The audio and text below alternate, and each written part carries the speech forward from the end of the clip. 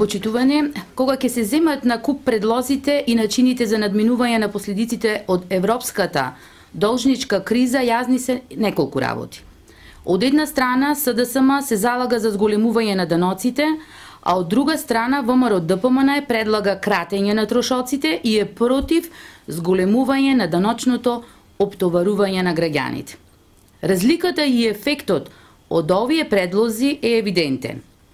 Со заложбите и предлозите на Социјалдемократскиот сојуз, граѓаните ќе плаќаат повеќе, ќе се намалуваат платите на вработените, фирмите ќе плаќаат повеќе и ќе се зголемат нивните трошоци.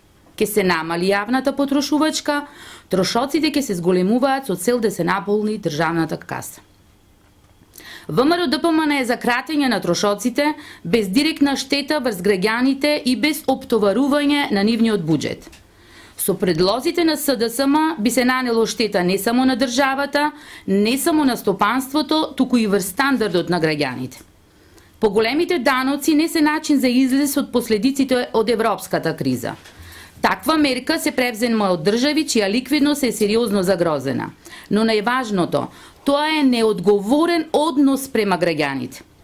Во услови на криза, за секоја неодговорна власт, најлесен чекор за излез би било зголемувањето на даноците. А Социјалдемократскиот сојуз токму тоа го предлага. ВМРО-ДПМН не се согласува да се намалат приходите на граѓаните со воведување на нови даноци.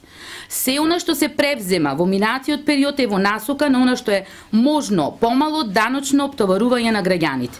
Токму затоа Македонија е денес земја со најнизок рамен данок во Европа. Очигледна е разликата помеѓу концептите.